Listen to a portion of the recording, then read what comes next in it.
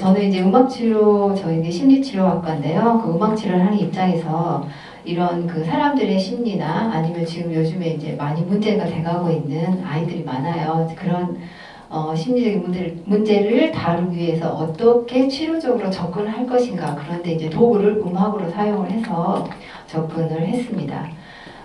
이 논문은요, 이제 그 발달장애 아동이기 때문에 장애인입니다. 그래서 3명의 발달장애 아동을 대상으로 연구를 하여서 단일 대상 설계를 하였습니다. 지금 이제 현재 그 변화하는 사회 속에서 장애 아동들이 굉장히 많이 늘어나고 있는 실정입니다. 그런데 사회생활 하기에 이 아이들이 되게 힘들어요. 일단은 상호작용이 안 되고, 그 다음에 일반 아이들하고 다르기 때문에. 그래서 그 많은 능력들이 필요하는데, 우리가 발달장애 아동들이 이제 선천 쪽이나 혹은 또 후천 쪽으로 여러 가지 요소가 있는데, 특히 가장 안 되는 게 의사소통과 인지, 그 사회적 기술, 그 다음에 뭐 주의 집중, 상호작용이 가장 안 돼서 사회적으로 고립이 되어서 살아가는 지금 현실에 있습니다.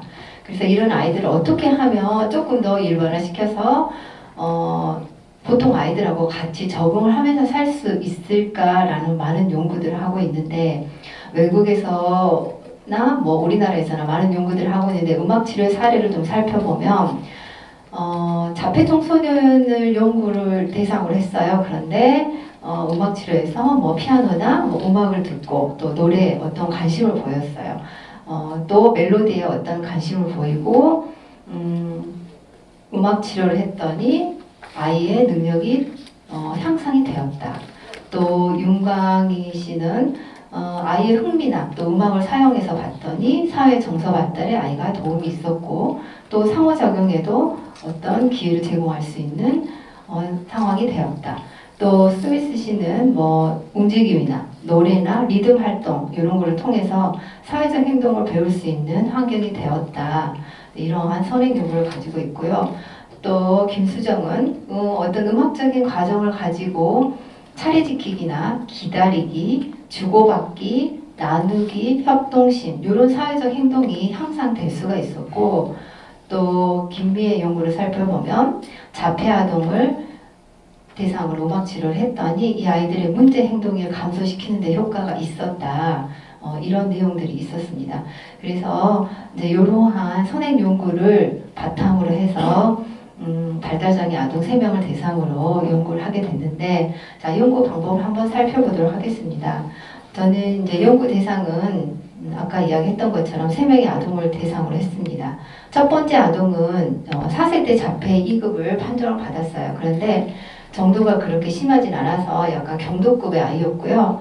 그러니까 외형상으로 보면 일반 아동과 거의 비슷한 상황이었고, 그런데 학교 생활에는 뭐 특별히 어려움은 보이지 않았지만은 전체적으로 발달이 조금 늦어가지고 엄마가 굉장히 힘들어한 그런 아이였습니다.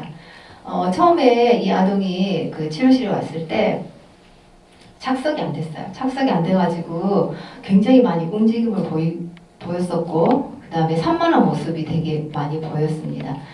음악 치료할 때는 처음에 안녕하세요 인사를 하는데 노래로 인사를 합니다. 그런데 인사를 하는 도중에서도 눈 마주치면 안 돼서 시선 유지가 어려웠고, 또 언어나 아니면 의사소통에 따라하기가 굉장히 힘든 그런 아이였습니다. 특히 문제 행동을 보였었는데요. 본인이 하기 싫으면 되게 소리를 많이 질렀어요. 막 이렇게 소리를 지르고, 이 아이의 특징은 침을 잘 뱉는 아이였어요. 그래서 바닥에 침을 뱉거나 아니면 그 치료사의 얼굴에도 침을 뱉는 그런 행동을 하고 있었어요. 그런데 또 특히 얘는 장점이 있었어요. 뭐냐면 되게 웃기를 좋아해요. 그래서 항상 보면 웃으면서 이렇게 웃으면서 모든 사람을 대했고, 약간의 상동 행동을 하는데 이 친구는 약간 부는 이렇게 뭔가 이렇게 부는 상동 행동을 계속하는 친구였습니다. 특히 자폐아이 친구들 같은 경우에 특징이 고집이 되게 세요. 그래서 본인이 하고 싶은 것만 하거든요. 근데 이 친구도 마찬가지로 하고 싶은 것만 하고 어떤 치료사가 뭘 해보자, 뭘 진행을 하려고 하면 전혀 되지 않은 친구였습니다. 그래서 상호작용이나 산만함이 되게 있었고 집중력이 약한 아이였습니다. 자, 두 번째 아동은 이 아이는 이제 3세 때 자폐 판정을 받았어요. 근데 이 아이도 마찬가지로 그렇게 심한 아이는 아니었지만 경도급 아이였고, 그러나 뭐 사회나 사회생활이나 뭐 주의 집중 이런 것들이 이런 것들의 지연으로 인해서 뭐 친구들 관계라든지 학교 생활이 이제 어려움도 있었고, 또 이 친구도 마찬가지로 착석이 되지 않았습니다. 또 세션 진행하는 동안에 계속 돌아다녀서 이 친구 한 2회기 정도 하다가 치료실의 장소를 옮길 정도로 진행이 어려웠습니다. 그리고 의사소통, 언어는 전혀 되지 않은 상태였고, 입 모양으로 선생님 보고 따라서 해봐 그러면 입만 보고 약간 따라서 하는 정도였지 소리는 잘 내지를 못하였고, 지시 따르기나 눈 마주침도 이루어지지 못한 그런 상황이었습니다. 또 이 친구 같은 경우는 굉장히 자기중심적인 상호작용의 모습을 보였다고 했는데, 본인이 마찬가지로 하고 싶은 것만 했었고, 또 수용 언어나 표현 언어도 굉장히 부족했고, 예를 들면 무슨 모양이지? 여기가 어디야? 라고 하는 질문에 아무런 대답도 하지 못하고 그냥 고집스럽게 가만히 있다든지 아니면 어떤 뭐 손을 이렇게 막 움직인다든지 뭐 다른 데를 본다든지 이런 행동을 했었습니다. 이 아동 같은 경우는 치료실 안에서도 간단한 모방 동작이 어려웠어요. 그리고 전체적으로 발달 지연이 있었습니다. 자, 세 번째 아동은 지적장애 3급을 진단받은 친구였는데, 이 친구는 나이가 9세로 나왔어요. 그런데 이제 9세인데 초등학교를 늦게 간 친구였어요. 그래서 전반적으로 발달의 지연이 있었고, 의사소통이 전혀 이 친구도 안 됐고, 이 친구도 잘 웃고 다녔습니다. 그런데 손을 물어뜯는 상동 행동을 계속했고, 소리 지르기, 울기 행동을 반복적으로 했습니다. 또 또래 친구와 상호작용이 전혀 안 됐고요. 그래서 이제 사회적인 특성을 보니까 어떤 시선 유지도 짧았고, 또 치료사를 볼 때 손을 계속 물어뜯으면서 뭔가를 이야기할 때나 본인의 의사 표현을 할 때 손을 계속 물어뜯는 그런 행동을 했었습니다. 인사말이나 노래를 했을 때 노래 안에서는 할 수는 있었어요. 그런데 받침 있는 뭐 어려운 단어들은 할 수가 없었고 그냥 입모양만 따라서 하는 정도, 이 정도의 표현을 했었습니다. 집중력이 약하고 이 친구도 되게 산만하게 돌아다녔었어요. 그리고 이제 장점을 살펴보니까 이 친구 같은 경우는 되게 기억력이 좋았습니다. 그래서 뭐 예를 들어서 저번 시간에 했던 거를 그 다음 시간에 와서 치료 시간에 선생님이 물어보면 그거에 대해서 이제 답변을 하지 못했지만 뭔가 행동으로 하는 그런 기억이 되게 좋았어요. 단점을 봤더니 뭐 흥분을 하거나 기분이 좋으면 소리를 지르고 이제 물어뜯는 그런 손을 물어뜯는 그런 습관이 있었고요. 전반적으로 이제 언어가 부족하고 발음도 부정확하고 목소리 강도도 작아서 의사소통이 힘들었고 지능도 낮았었고 상호작용에 어려움이 있었습니다. 연구 절차는 제가 2017년 이제 3월부터 연구를 시작하게 되었고 9월까지 오늘 아침까지 이제 마지막 한번 이제 어머니가 봐주라고 해서 세션을 끝내고 왔고요. 그 다음에 이제 6개월 정도 걸쳐서 실시를 했습니다. 기초사는 3회기 정도, 중재가 한 18회기 정도 들어가고 유지 기간이 한 3회기 정도 들어갔습니다. 치료실은 주 1, 2회 시험으로 진행이 되었고 실험 설계는 중다, 간헐, 기초선 설계로 실험을 하였습니다. 실험에서 예비 관찰을 했었고 기초선, 중재, 유지, 일반화 순서로 진행을 하면서 친구들의 비디오 적응을 실시를 했습니다.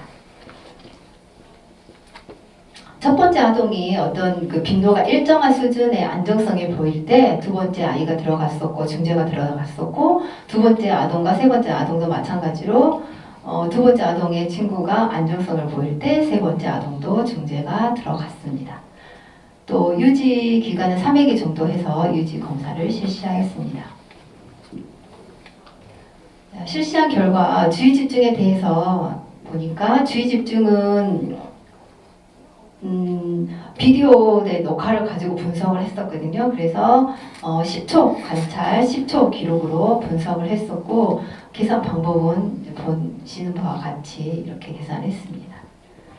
또 두 번째 마찬가지로 상호작용도 이렇게 10초 관찰에 10초 기록 분석을 했습니다. 그러니까 상호작용에서는 이제 뭘 해야 될까 했는데 아이들이 가장 안 된 거 지시 따르기나 모방하기. 그러니까 강인숙이 했던 논문 11가지 항목 중에서 2개 항목을 골라서만 실시를 하였습니다. 40분 섹션에 음악 치료 프로그램이 들어갔습니다. 7분에 도입을 했었고 36분 정도의 중간기가 들어가고 그 다음 마무리를 5분 정도 해서 40분 세션이 끝난 프로그램이었습니다.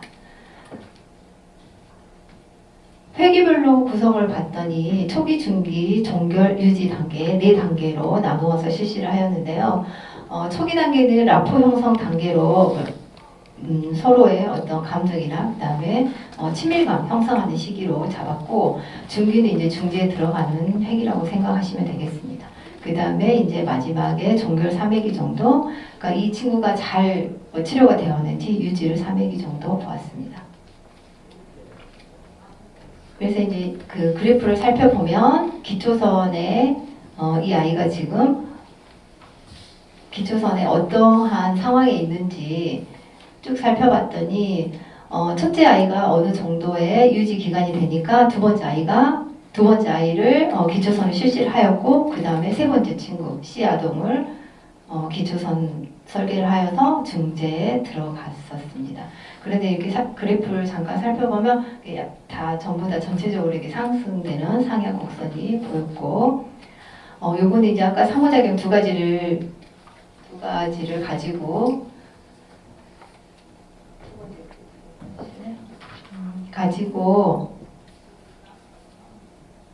퍼센타일을 내서 이 상호작용 발생률이 나왔습니다.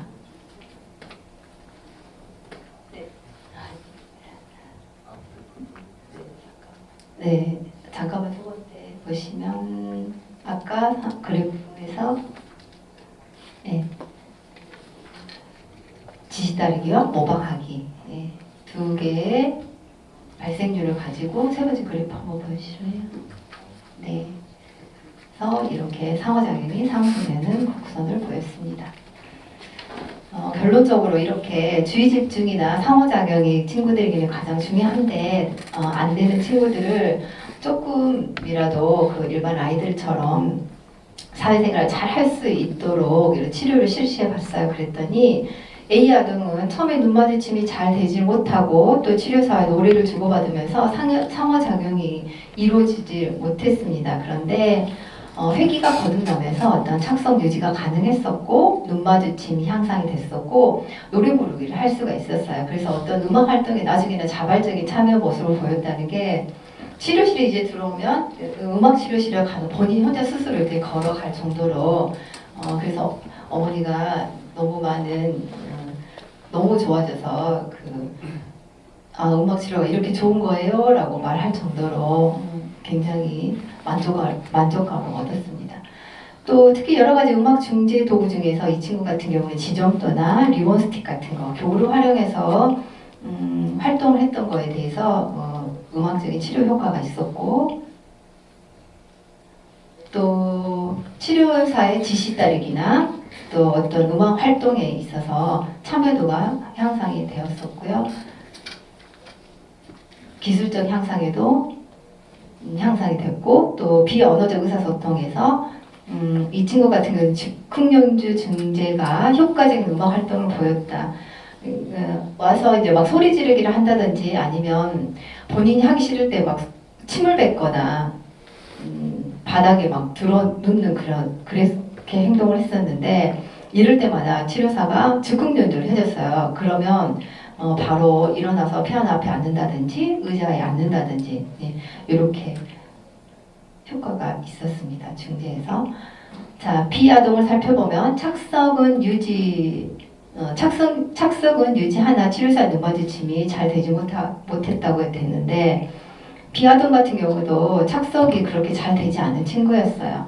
특히 귀를 막거나 또 치료사가 어떤 무엇을 하자고 하면 접촉을 하지 않으려고 했었고, 소리를 지르고 이런 친구였는데, 음악 치료가 지난 이후에 쭉 살펴봤더니 회기가 거듭나면서 자, 선생님하고 한번 하이파이브 해볼까? 눈 마주침 해볼까? 아니면 노래를 부르기 해볼까? 선생님 따라 해봐요. 요런 선생님의 어떤 소리를 좀 들을 수가 있었어요. 그래서 이 B 친구 같은 경우는 정서적인 불안감이나 불안감이 굉장히 조금 있는 친구였었는데 정서적인 좀 안정감을 찾았었다. 그리고 A 아동과 같이 이 친구도 즉흥 연주가 굉장히 좀 효과가 있었습니다. 자, 세 번째 아동은 눈 마주침도 가능하고 또 웃고 그 다음에 그 착석 유지에 어려움이 있긴 하였지만은 나중에 이제 치료 회기가 좀 지나고 나니까 선생님이 노래를 한다거나 아니면 노래를 같이 불렀을 때 따라 하려고 하는 모습들이 굉장히 많이 보였었고 또 바른 자세로 앉아있는 모습들이 보였어요. 그래서 처음에는 막 돌아다녔지만 나중에는 앉아서 착석을 하여서 선생님 말을 잘 들을 수가 있었고 어떤 치료사의 지시에 따라서 상호작용할 수 있는 모습이 보였습니다. 그래서 스스로 자발적으로 참여할 수 있는 그런 모습이 보였고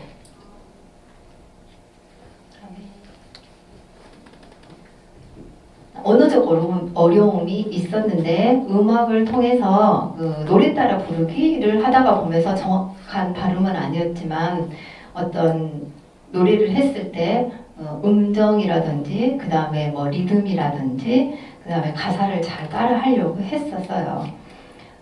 특히 이 아동 같은 경우는 구조화된 음악 환경보다는 비구조화된 악기치기나 음악 동작 이런 것들을 좋아하면서 상호작용을 이루어졌습니다. 그래서 회기가 계속 거듭나면서 눈 마주침, 악기 연주하기, 또 모방하기, 그러니까 춤을 추면 춤을 추기, 모방하기를 따라하며 모방하기나 악기를 나누어서 연주한다든지 이러한 모습들이 가능하게 되었습니다. 자, 이렇게 그 음악 치료를 통해서 우리 친구들이 얼마나 이렇게 발전이 됐는지 한번 모습을 살펴봤어요. 네, 그런데 제가 이걸 보면서 이제 여러 가지 연구를 하다 보면 제한점들이 있을 거 아닙니까? 그래서 몇 가지 제한점을 도출해 보았습니다. 본 연구는 단기간 적용 기간으로 인해서 좀 일반화하기가 어렵다는 점이 있었고 좀 더 시간이 있었으면 좀 더 긴 시간의 연구가 필요하다라는 생각이 들었고요. 또 대상자가 너무 작다. 그래서 신뢰도 확보하는 것이 좀 필요하겠다. 그리고 단일 대상으로 하다가 보니까 어떤 그 연구에 있어서 신뢰도나 타당도를 높일 수 있는 게 관찰자 수를 늘리거나 아니면 관찰 평가자를 늘릴 수 있는 방법밖에 없었어요. 그래서 혹시 뭐 이런 점에서 조금 더 보충할 수 있는 부분이 있는지 좀 살펴봐야 될 것 같고 또 지역도 한정돼서 좀 대상자를 넓혀서 확장된 연구를 하면 좀 더 좋은 연구가 되지 않을까라는 생각을 해보았습니다. 안녕하십니까. 토론자 강주혁의 박은주입니다. 발표자께서 훌륭한 연구를 보여주신 것에 대해 감사 격려를 보내며 발표자의 음악치료가 발달장애 아동의 주의집중과 상호작용에 미치는 영향이라는 논문과 관련해 토론자 입장에서 몇 가지 개인적인 의견을 말씀드리고자 합니다. 첫 번째, 제목과 관련하여 제 의견을 말씀드리겠습니다. 발표자는 음악치료가 발달장애 아동의 주의집중과 상호작용에 미치는 영향이라고 발표를 하셨습니다. 그런데 연구 결과를 보면은 두 가지로 나누어져서 결과가 도출되고 있습니다. 첫 번째는 음악치료가 발달장애 아동의 주의집중에 미친 영향, 두 번째는 음악치료가 발달장애 아동의 상호작용에 미치는 영향, 이렇게 소술되어 있습니다. 따라서 제목을 음악치료가 발달장애 아동의 주의집중 및 상호작용에 미치는 영향으로 수용하는 것이 더 타당할 것 같다고 생각됩니다. 두 번째, 토론에서 음악치료 관련 국내의 연구 결과와 자폐 아동들의 연구 결과 및 자폐 장애 아동의 사회기술적 영역의 국내의 연구 결과로 정의되어 있고 음악치료가 발달장애 아동의 주의집중 및 상호작용에 미치는 영향과 관련된 연구가 왜 필요한지에 대한 언급이 부족하며 연구 문제가 구체적으로 제시되어 있지 않습니다. 제가 보는 견해는 선행 연구를 추가하여 음악 치료가 발달장애 아동의 주의 집중에 미친 영향과 관련된 연구를 정리하신 후에 두 번째로 음악 치료가 발달장애 아동의 상호작용에 미치는 영향을로 나누어서 정리해 주시고 왜 필요한지에 대한 연구 필요성을 더 추가한 다음 구체적으로 연구 문제를 제시하면 좋을 것 같습니다. 세 번째, 연구 대상 수정에 관련된 제 의견을 말씀드리겠습니다.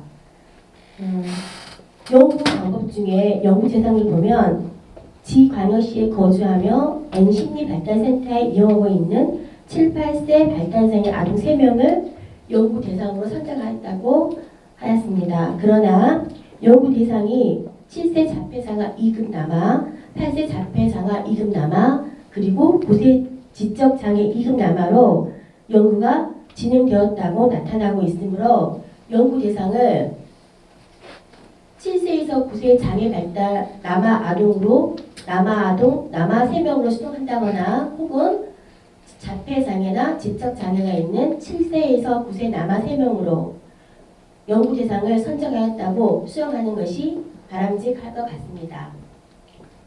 발달장애 아동을 대상으로 연구를 한다는 것은 일반 아동을 대상으로 연구를 하는 것보다 여러 부분에서 많은 어려움이 있습니다. 발표자께서도 많은 발달장애 아동을 연구하기는 쉽지 않았겠지만 연구 신뢰도를 확보하기 위해서는 연구 대상으로 많은 발달장애 아동을 확보하는 노력이 더 필요했을 거라는 생각이 듭니다. 더불어서 저 또한 발표자 의견처럼 추후에는 연구 지역도 넓혀 음악치료가 발달장애 아동의 주의 집중 및 상호작용에 미친 영향을 파악하는 후속 연구가 필요하다고 생각됩니다. 네 번째로 연구 기간을 보면 6개월 동안 총 24회기로 주 1회에서 2회씩 연구하셨는데 수고가 많으셨습니다. 하지만 발표자 연구는 단기간에 도출된 연구 결과로서 일반화시키기에는 어려움이 있을 것 같다는 생각이 듭니다. 따라서 발표자 의견처럼 추후에는 장기간에 걸쳐 음악치료가 발달장애 아동의 주의 집중 및 상호작용에 미친 영향을 연구하는 후속 연구가 필요하다고 생각됩니다. 다섯 번째로 종속병인 자료 수집 중 관찰자가 신뢰도 부분에서 관찰자 인원 오류에 대해서 말씀드리겠습니다. 발표자는 연구의 신뢰도를 확보하기 위해서 특수교사 1명, 음악치료사 1명, 박사 1명을 제2관찰자로 선정하여 분석하였다고 하셨습니다. 그런데 제한점 부분을 보면 연구자와 음악치료 전공자 1명이 관찰평가를 하였다고 되어 있습니다. 실제적으로 2명이 관찰평가를 하셨는지 아니면 논문을 쓰는 과정에서 착오가 있었는지 모르겠지만 일치하도록 수정해야 될 것 같습니다. 더불어 저 또한 발표자 의견처럼 추후에는 관찰평가의 신뢰도와 타당도를 높이기 위해서 관찰자 수를 늘려 음악치료가 발달장애 아동의 주의 집중 및 상호작용에 미치는 영향을 파악하는 후속 연구가 필요하다고 생각됩니다. 여섯 번째로 음악치료 프로그램 구성 부분에 대한 제 의견을 말씀드리겠습니다. 음악치료 프로그램 구성이 매 회기당 도입, 전제, 마무리 과정으로 40분간 진행되었다고 했는데 표를 보면은 도입 7분, 음악활동 36분, 마무리 5분, 즉 48분간 진행된 것으로 나타나고 있습니다. 그래서 도입, 음악활동, 마무리 시간을 실제 음악치료 프로그램을 실시한 사실에 근거해서 수정해야 될 것 같습니다. 마지막으로 분석과 논의 내용의 일치에 대해서 말씀드리겠습니다. 발표자가 연구 결과를 두 가지로 나누어 분석했듯이 논의 부분도 음악치료가 발달장애 아동의 주의 집중에 미치는 영향, 그리고 음악 치료가 발달장애 아동의 상호작용에 미친 영향, 이렇게 두 부분을 나누어서 논의하는 것이 바람직할 것 같습니다. 발표자께서도 이런 저희 생각과 동의하실 거라고 생각하면서 제가 발표자 오보에 주제 넘는 비판을 한 곳이 없는지 조심스럽습니다. 토론을 끝마치기 전에 발표자께 두 가지 질문을 하겠습니다. 첫 번째 질문입니다. 발표자는 일기 관찰, 기초선, 중재, 유지, 일반화의 순서로 중다, 간헐, 기초선, 실험 설계를 사용하였습니다. 연구자가 연구 설계 시 중다, 기초선 설계가 아닌 중다, 간헐, 기초선 설계를 특정 방법으로 선택한 이유가 무엇인지 말씀해 주십시오. 중다 간헐 기초선 설계를 하는 이유는 뭐냐면 똑같이 세 명의 아이들을 같은 날 할 수가 없거든요. 그러니까 원래 치료를 실시할 때는 같은 날 같이 들어가서 동시다발적으로 하면 제일 좋은데 그렇게 할 수가 없기 때문에 어떤 그 대상자의 감정이나 어떤 그 또 대상자의 행동 변화가 있어 우리 아이들이. 그래서 그런 변화를 일으키게 되면 이렇게 논문에 오염이 있을 수 있기 때문에 그래서 간헐적으로 연속적이 아닌 간헐적으로 해야지만이 아이들의 어떤 스트레스나 그 다음에 또 관찰자도 부담감이 생기지 않습니다. 그래서 논문에 조금 더 질을 높이기 위해서 중다 간헐 기초 설계를 실시하였습니다. 발달장애 아동을 대상으로 연구가 일반인을 시각으로 보면 약간 어려울 수 있는 주제인데요. 발표자께서는 특별히 음악 치료가 발달장애 아동의 주의 집중과 상호작용에 미치는 영향이라는 논제를 선택하신 이유, 그리고 연구를 하시면서 어려웠던 내용이나 에피소드, 더불어서 발표자의 연구가 어떤 부분에 기여할 수 있는지 간략하게 말씀해 주십시오. 그 발달장애 아동들이 제일 안 되는 게 뭐냐면 상호작용이에요. 그리고 주의 집중 착석이 안 되거든요. 그래서 이런 문제를 조금 이제 부모님들이 오실 때는 뭐냐면 이 아이들을 어떻게 하면 좀 더 착석도 잘 되고 상호작용도 잘 돼서 학교 생활 잘 할 수 있을까, 학습을 잘 할 수 있을까, 이런 부분이 가장 고민이세요. 그래서 그런 가장 안 되는 문제를 어떻게 이제 음악 치료로 좀 치료를 해서 우리 아이들이 좀 좋아졌으면 좋겠다 하는 그런 마음에서 했었고, 가장 안 되는 문제를 도출을 했었고요. 그 다음에 두 번째 질문이 연구를 하시면서 혹시 네네. 어려웠던 내용이나 에피소드 있으면 소개해 주세요. 어려웠던 점은 이제 많죠. 왜냐하면 일반 아동이 아니기 때문에. 그런데 에피소드가 있다면 처음에 이제 관찰자 비디오 훈련을 해야 했었어요. 그런데 치료실 안에서 비디오를 놔두고 치료를 했더니 이 아이들이 굉장히 의식하는 거예요. 그래서 손을 이렇게 만진다든지 아니면 손을 만져서 이렇게 더 떨어뜨린다든지 얼굴을 갖다 댄다든지, 그래서 안 되겠다 싶어가지고 다시 이제 치료실을 옮기기도 했었고, 두 번째 할 때는 이제 비디오를 아예 위에다가 인식하지 못하도록 설치를 해서 하는 그런 에피소드도 있었고요.